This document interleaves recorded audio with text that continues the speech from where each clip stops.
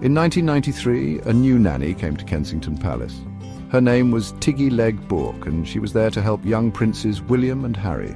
Their parents were separating, and things were changing a lot.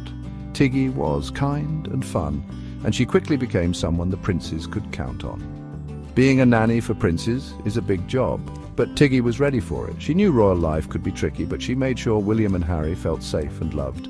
Tiggy's family knew the royal family. Her dad, Sir William Legge-Bourke, had worked for the Queen a long time ago. So Tiggy understood how things worked at the palace. This really helped her as she looked after William and Harry while they were growing up. She was more than just a nanny, she was someone who understood their world. Prince Charles wanted someone really good to care for his sons. He picked Tiggy himself. He wanted William and Harry to have a normal life, even though everyone was always watching them. Tiggy was good at making them feel normal, and she was also very good at keeping secrets.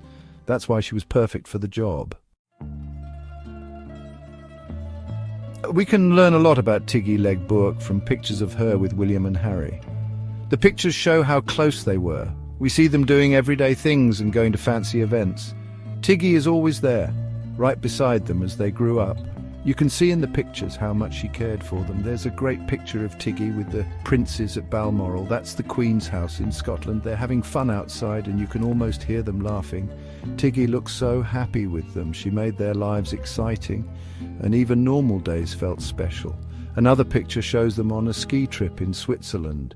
They're all bundled up in warm clothes and their faces are bright red from the cold. William and Harry look so excited to be skiing. Tiggy is right there with them, making sure they're safe, but also letting them have fun. Even though royal life can be strict, Tiggy made sure they had normal kid fun. Tiggy Legge-Bourke was more than just a nanny to William and Harry.